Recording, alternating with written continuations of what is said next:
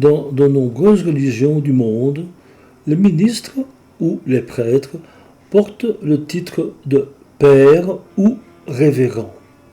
Pouvons-nous les appeler par ce titre de père ou de révérend? Dans l'évangile de Matthieu, au chapitre 23, les versets 9 et 10, le Christ donna les directives suivantes. Et n'appelez personne sur la terre votre Père, car un seul est votre Père, celui qui est dans les cieux. Ne vous faites pas appeler directeur, car un seul est votre directeur, le Christ. Le mot directeur est traduit du grec katégétes, qui veut dire un chef, un guide ou un maître. Le Christ faisait particulièrement allusion aux pharisiens et aux scribes de son époque qui, par fierté et vanité, avaient plaisir à être appelés Abba, Père, mais surtout Rabbi. Ils aiment être salués dans les places physiques et à être appelés par les hommes Rabbi, Rabbi. Évangile de Matthieu, chapitre 23, verset 7. C'est également le titre des prêtres. Le Christ condamna les pharisiens et les scribes pour leur attitude. Dieu est notre Père spirituel.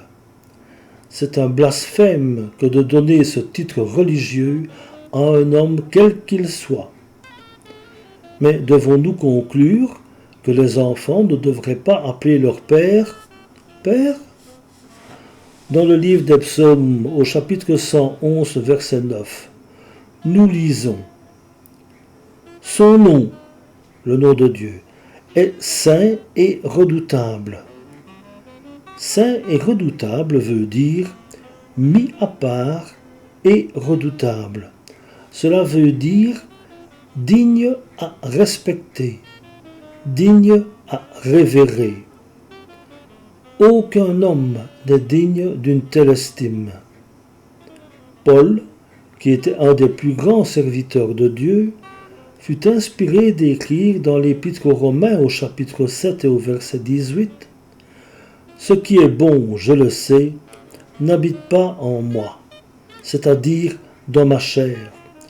J'ai la volonté, mais non le pouvoir de faire le bien. » Christ lui-même, en parlant de Dieu dans l'évangile de Matthieu, au chapitre 19 et au verset 17, déclara « Un seul est le bon. » Le Christ, qui était Dieu dans la chair, selon l'évangile de Jean, au chapitre 1 et le verset 14, ne tenta pas de s'élever.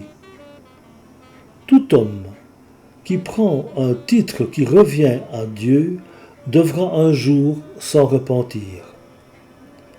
Tous ces titres, comme Père, Révérend, Monseigneur, sont donc interdits par Jésus. C'est intéressant de constater qu'aucun apôtre ne s'est jamais fait appeler ainsi. Il est bon et juste d'appeler notre Créateur Père. Pour ceux qui sont baptisés, c'est Dieu qui nous a engendrés par son Saint-Esprit.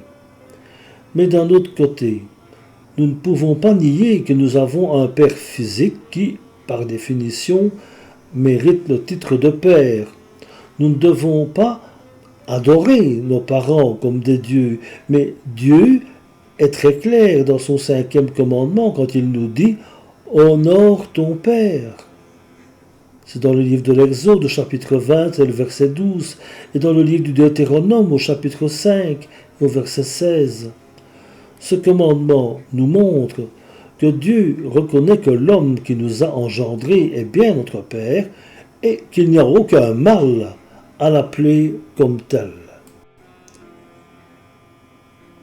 Le ciel est-il notre patrie? Non. L'apôtre Paul parle de notre cité, de notre citoyenneté, qui est dans les cieux. Dans son épître aux Philippiens, au chapitre 3, les versets 20 et 21. Mais il se réfère ici à notre corps physique, qui deviendra corps spirituel, comme il le confirme dans sa deuxième épître aux Corinthiens, au chapitre 5 et le verset 1 à 5. L'épître aux Hébreux au chapitre 11 et le verset 9 nous informe qu'Abraham s'établit dans la terre promise comme dans une terre étrangère. Et le verset 10 ajoute qu'il attendait la cité qui a de solides fondements, celle dont Dieu est l'architecte et le constructeur. Ce passage se réfère à la Nouvelle Jérusalem mentionnée dans le livre de l'Apocalypse au chapitre 21, les versets 1 et 2, ainsi que le verset 14. Dans l'Épître aux Hébreux, au chapitre 11, les versets 13 et 14, Paul ajoute qu'ils sont tous morts sans avoir obtenu les choses promises. Mais ils les ont vus et salués de loin, reconnaissant qu'ils étaient étrangers et voyageurs sur la terre. Ceux qui parlent ainsi montrent qu'ils cherchent une patrie. Au verset 39 du même chapitre, nous lisons « Tous ceux-là, à la foi desquels il a été rendu témoignage, n'ont pas obtenu ce qui leur était promis. » La nouvelle Jérusalem descendra du ciel après que la surface de la terre aura été embrasée, après que le nouveau ciel et la nouvelle terre auront été instaurés, suivant la deuxième épître de Pierre au chapitre 3, les versets 12 et 13.